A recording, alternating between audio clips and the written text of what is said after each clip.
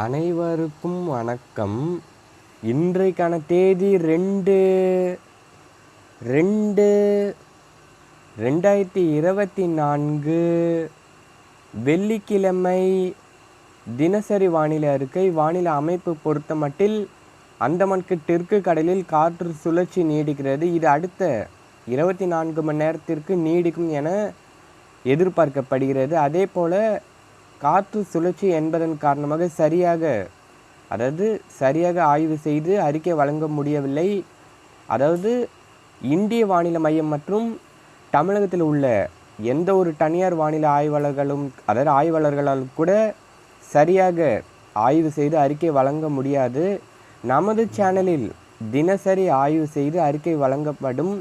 வங்கக்கடல், அரபிக்கடலில் உயரழுத்தத்தின் தாக்கம் நீடிக்கிறது. உயரழுத்தத்தின் தாக்கம் வட மாநிலங்களிலும் நீடிக்கிறது. மேற்கத்திய இடையூறின் தாக்கம் தென் மாநிலங்கள் வரை நீடிக்கிறது. வட மாநிலங்களிலும் மேற்கத்திய இடையூறின் தாக்கம் வலுவடையக்கூடும். இதன் காரணமாக வட மாநிலங்களில் மூடுபனியின் தாக்கம் குறைந்து இருந்தாலும் குளிரின் தாக்கம் பதிவாகி இருக்கக்கூடும். தமிழகம் பொறுத்த மட்டில் அதிகாலை நேரத்தில் வட மாவட்டங்கள், உள் மாவட்டங்கள், டெல்டா, தென் மாவட்டங்கள், மேற்கு தொடர்ச்சி மலை மாவட்டங்கள் மற்றும் புதுச்சேரி, காரைக்காலிலும் ஓரிரு இடங்களில் மூடுபனி பதிவாகி இருக்கும். நள்ளிரவு அதிகாலையில் குளிரின் தாக்கம் சற்று குறைந்து இருக்கும். அடுத்தபடியாக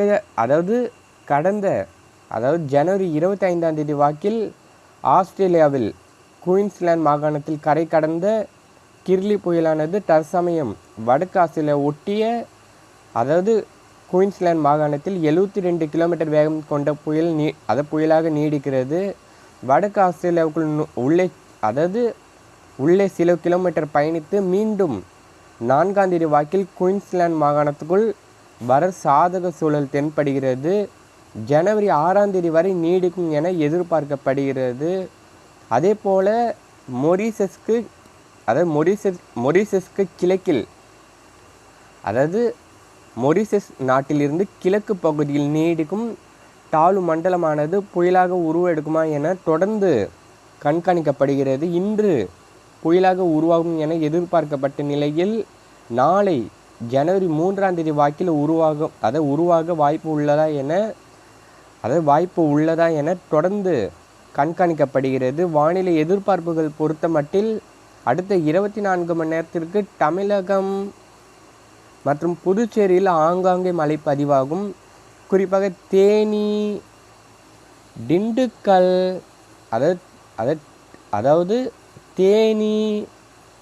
திண்டுக்கல் இடைப்பட்ட பகுதியில் மழைக்கு வாய்ப்பு உள்ளது. அதே போல் டெல்டா, தென் மாவட்டங்கள், மேற்கு தொடர்ச்சி மலை மாவட்டங்களில் ஆங்காங்கே மழை பதிவாகும். பிற மாவட்டங்களில் பெரும்பாலும் வறண்ட வானிலையும் ஆங்காங்கே மழைக்கு வாய்ப்பு தென்படுகிறது. அதே சமயத்தில் பிப்ரவரி 3, 4 தேதிகளிலும் டெல்டா, தென் மாவட்டங்கள், மேற்கு தொடர்ச்சி மலை மாவட்டங்களில் ஒரு சில இடங்களிலும், புதுச்சேரி, காரைக்கால் உட்பட வட மாவட்டங்கள், வட உள் மாவட்டங்கள் உள்ளிட்ட பிற மாவட்டங்களில் ஆங்காங்கே மழை பொழியும். அடுத்த 3 நாட்கள் தமிழகம் மற்றும் புதுச்சேரியில் ஆங்காங்கே மழைக்கு வாய்ப்பு உள்ளது. வானிலை மாறுதலுக்கு உட்பட்டது என்பதால் தினசரி வானிலை ஆய்வு செய்து அறிக்கை வழங்கப்படும். இதன் காரணமாக தினசரி ஆய்வு செய்து அறிக்கை வழங்கப்படும். வட மாநிலங்களில் மேற்கத்திய இடையூறு தீவிரம் அடைந்துள்ளது. இன்று ஒரு நாள் மட்டும் சற்று தீவிரம் குறைந்து இருக்கக்கூடும். வட மாநிலங்களில் சில இடங்களில் வட மாநிலங்கள் பொறுத்த மட்டில் சில பகுதியில் பனிப்பொழிவின் தாக்கம் பதிவாகக்கூடும். பிற பகுதியில் மழைப்பொழிவு பதிவாகும்.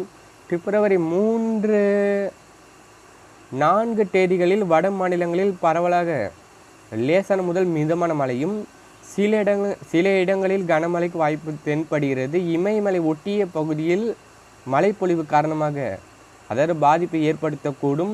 நிலச்சரிவு போன்ற இயற்கை பேரிடர் ஏற்படுத்தக்கூடும். வடகிழக்கு மாநிலங்களிலும் மழை தொடரும். பிப்ரவரி மாதத்தில் மேற்கத்திய இடையூறின் தாக்கம் தொடரும் என்பதால் தொடர்ந்து பாதுகாப்பாக இருக்க வேண்டும். அதே சமயத்தில் தமிழகத்தில் இருந்து யாரேனும் வட மாநிலங்கள் ஆன்மீக பயணம் போன்ற ஏதேனும் ஒரு காரணங்களுக்கு செல்ல திட்டமிட்டு இருந்தால் பிப்ரவரி மாதத்தில் செல்ல வேண்டாம் என கேட்டுக்கொள்கிறேன். குறிப்பாக